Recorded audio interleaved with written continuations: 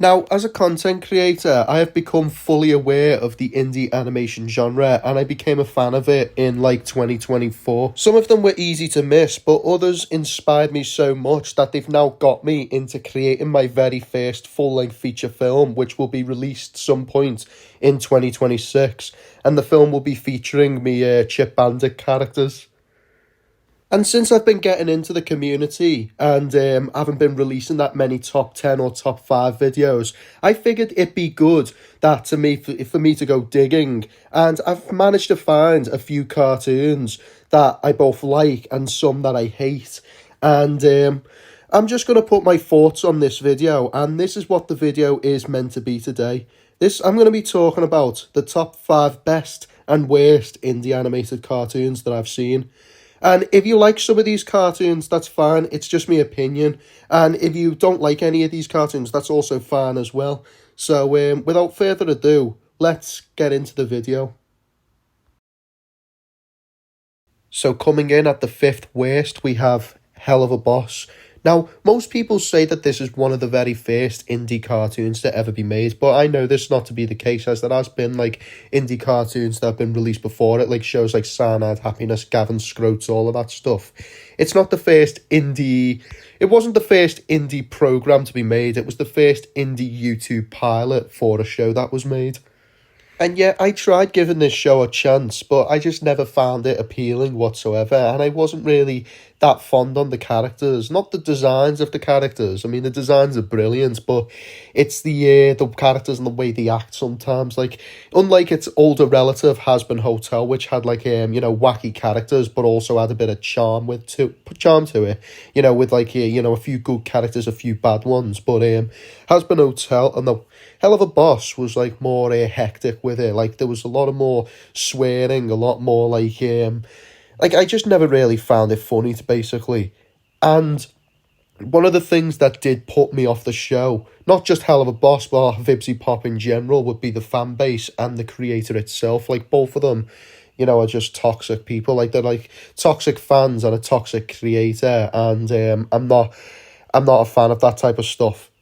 Now, I put the show on the worst tier list purely because I just didn't like it, and also the fan base in general. But given that it was the first indie cartoon that actually started the whole genre in general, I just didn't really, I couldn't hate it too much to put it at number 1 or anything like that. So it was really hard to put this show at on a certain level. So I just put it at number 5. And for the 5th best, we have Murder Drones.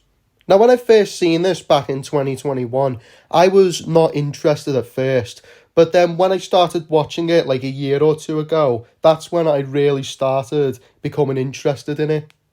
The best way I can describe the show is otherworldly. Like, it has a very unique story. And the story is these robots all fighting with each other when the humans went extinct on planet Earth. And that's pretty much an original story right there. Like, instead of having humans versus robots, it's just robots versus robots. And I like the concept of that. Now, I know that there's no such thing as a near-perfect show or movie, but this Murder Drones, I couldn't really find much to really hate about it. Like, most of the characters were actually really likeable, endearing. I like their backstories, I like the personalities, and you even get like a few memorable voice acts like Michael Kovac. Yeah, that boyo. And the last 2 things I'd like to talk about the show, which I actually liked, was the animation and the fan base. The animation is very fluent, and it's probably better than what I've seen on most YouTube videos. Like, it was made by a certain type of 3D animation. I don't know if it was Blender or not, but whatever it is, they've managed to make it look very cinematic. And the fan base, it's not too toxic, it's not too wild, it's just a near perfect fan base, and I would kill to be a part of it. And coming in at the 4th worst, we have Tankmen. I really don't have much to say about this one, but I only watched it basically out of curiosity, and here's what I have to say about it. I watched it hoping it was going to be like interesting, but there wasn't really much character development. Like, I couldn't get invested with the characters because they didn't seem to have that much of a character to them. The humour didn't really get that much of a laugh out of me, and the animation just looked dead. I wouldn't say lazy, but I don't even know if it was meant to be intentionally look like this. But yeah, that's pretty much all I have to say about it. I'm sorry, lads, but yeah, that's Tankmen for yous. And I didn't find it as interesting as I was hoping it would be. I ended up feeling bored throughout watching the whole movie or episode, whatever it was. And for the fourth best, we have Puzzle and Sling, aka the Boredom Killers. And the name Boredom Killers just says it all because this program has everything going for it. It has a wide variety of mixed media. It's mostly stop motion, you know, the same type of genre of animation that I use for myself. And I also like the fact that it stars two female protagonists. Most of the stuff that I grew up watching and still watch today have always been male characters, so it's refreshing to see women get represented in this manner. The little short film of Puzzle and Sling reminded me so much of Don't Hug Me I'm Scared. Like, Don't Hug Me I'm Scared was set up to look like a kid's show where it has these characters going on wacky adventures. But Puzzle and Sling is different because it has these two characters who grew up with bad lives and then they started their own TV program just to entertain the boredom of the kids and the people watching back home. And yeah, it was pretty fun. I actually liked it.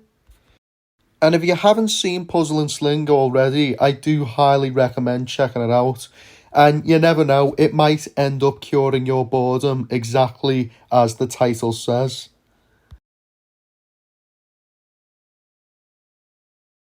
And coming in at third worst, we have Dick Figures. Surprise, surprise, this show was created by Mondo Media, the same people who also made Happy Tree Friends, and that is a show that I also equally dislike.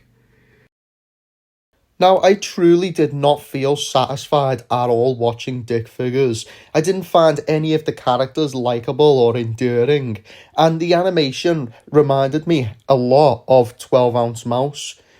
But with 12 Ounce Mouse, at least it made me feel calm and subtle, as boring as it was. This Dick Figures just made me feel like ripping the eardrums out.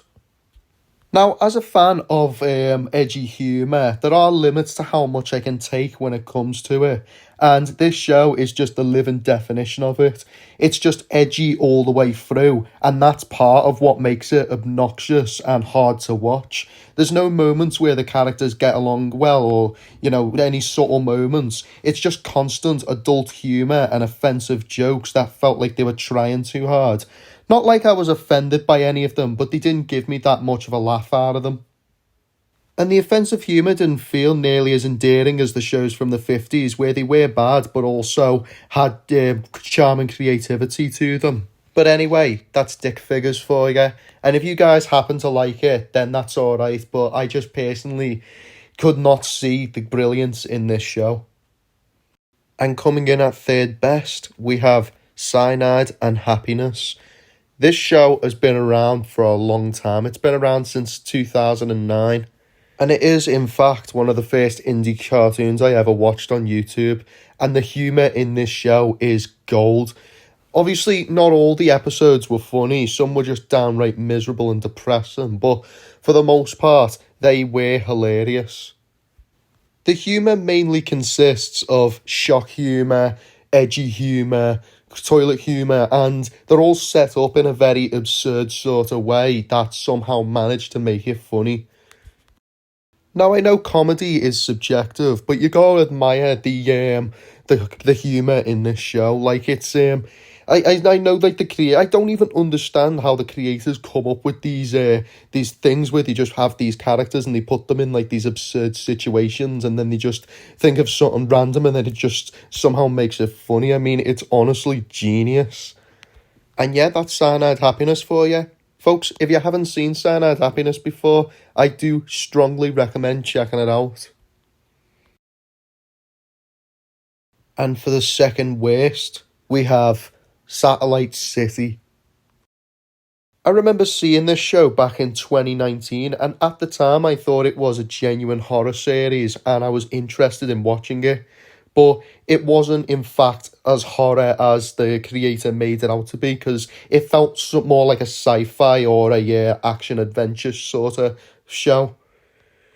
And I do find it quite odd that we get these very creepy, exaggerated looking characters getting put in like these social situations, like where they're in a bar or they're in a house and they're talking to one another about a certain topic. Basically like smiling friends in a way, but in this case, it really does not work. And it doesn't help the fact that these characters follow the same roots as Vizzy Pop, where they just think that swearing for the sake of it just equals funny. One thing that I have noticed as well is that the guy who made the show also makes little music videos, and I've noticed that when it comes to putting his characters in these, in the show and the music videos seem to have more detail to the characters, while the show just looks more cheap and lazy. Well, not saying lazy, but more cheap, if you know what I mean. And speaking about the swearing and comparing this show to Vibsy Pop, I can't believe I'm saying this, but I would rather prefer watching Vibsy Pop's content than this. At least with the swearing in Vibsy Pop, it comes across as more charming, more, not charming, but like more relatable in a sense. But this in a Satellite City, the swear humour in the show comes across as more mean-spirited and forced. Oh, can I say something? I think you've done enough today, you little fucking cunt. And for the second best, we have Catching Up. Now, you would not think that this was the first indie cartoon that actually inspired me, because it was. I absolutely liked the characters and their designs, and there was something about the animation that resonated within me. I believe the creator said it was heavily inspired by the old Cartoon Network shows like The Fairly Odd Parents and Danny Phantom, and yeah, I can see that. The programme stars these two characters, one being an introverted cat and the other one being an outgoing mouse. And according to LS Mark, the cartoon was meant to be a message about experiences and growing up. And it's basically these two characters, they go into like a pub and then they start like experiencing teenagehood for the first time and what it's actually like. Now, according to LS Mark, the creator of the cartoon, in an interview, he said that when he first dropped the pilot on YouTube, he was getting loads of feedback from it where fans were like saying that it was near perfect and there was nothing wrong with it. And he just wouldn't believe any of them, and I don't really blame them because I do get a similar feeling when it comes to my own content where I see like, all the people liking it for the sake of liking it. I mean, not that I dislike them doing it, but it just makes it feel like they're just lying to you, just so because you always know someone's not being truthful when they don't say much objective. Now, Mark, if you are watching this, I do actually like the show, and even if I didn't like it, I wouldn't have put it at second place on this list. And Ellis Mark has announced that he is creating a second episode to this series, and he said it's going to be released either this year or next year, and I'm super excited to see it. There isn't really much to talk about the pilot catching up, but when the second episode comes along, I'm pretty sure they'll give us more information of what to talk about, whether it's to do with the characters or the story. But yeah, that's catching up for you. And if you haven't seen it, I do strongly recommend checking it out. And if it's inspired me, then it probably would inspire you as well. Now, before I get to the number ones, I do have a couple of honourable mentions. And for the worst honourable mention indie cartoon here, I have Breadwinners. Originally, I was going to put Gavin Scroats in the honourable mentions of worst because of how ugly and or lazy it was. But I remember watching Gavin Scroats back in like 2016 or 15, and right now I've been trying to look for it, and I unfortunately could not find it on YouTube, let alone Google or any other website. So I went with Breadwinners instead. I never would have thought that a Cartoon Network show was originally a YouTube pilot at one point. But yeah, I don't really have much to say about Breadwinners, but I do remember watching it and nearly died upon seeing it. because of how bad it was. So, yeah, I don't really have much to say about Breadwinners, but that's about right. And finally, the number one worst indie cartoon, in my opinion, is Our Drawings.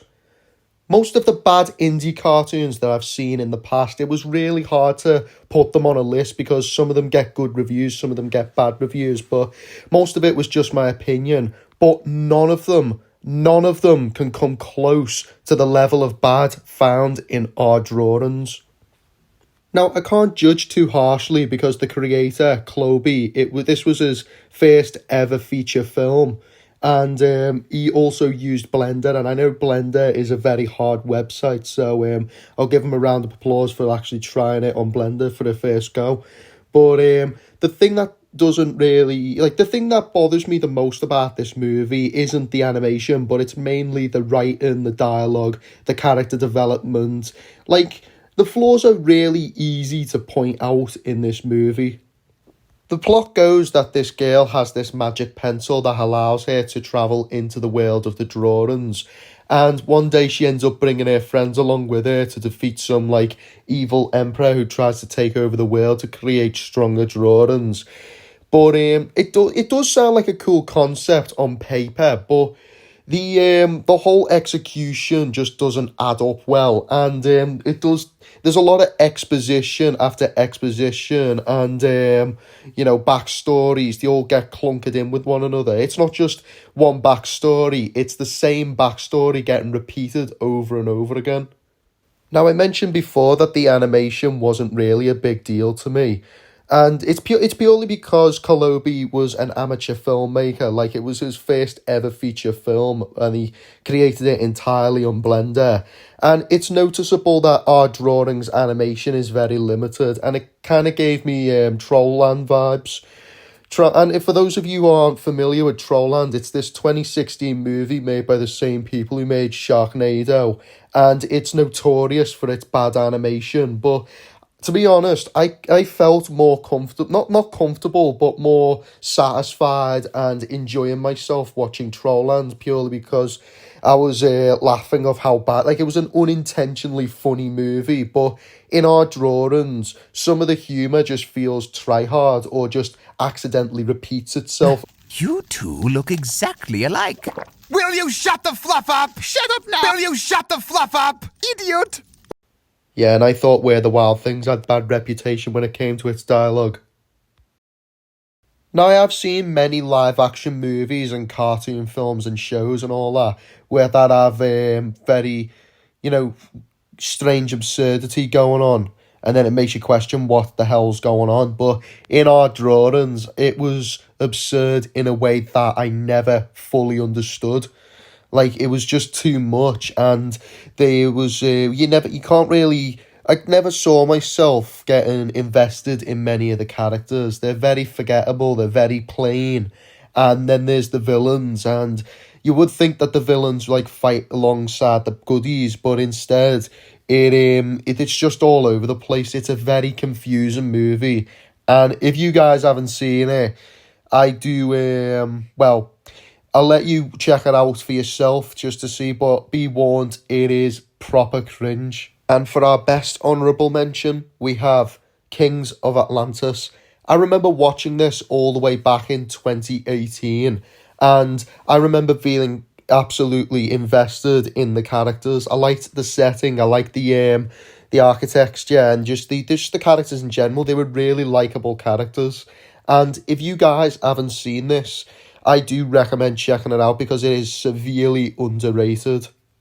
And finally, the number one best indie cartoon, in my opinion, is Lackadasey. I am not pretending like this is anything other than number one. This is hands down the best indie cartoon I have ever seen. Now, for those of you who have never heard of Lackadasey, it's this YouTube pilot that was originally based off a comic by the same name, and the comic was written all the way back in 2006 on some website, and then by the time 2023 came around, they made the pilot, and by God, the animation is gorgeous. Even for a YouTube pilot, It is ridiculously impressive. It almost looks cinematic. Lackadasey wasn't just good in its animation, it was also good with its characters, its story, and its dialogue. I never really found any of the characters obnoxious. Most of them were just spot on, near perfect.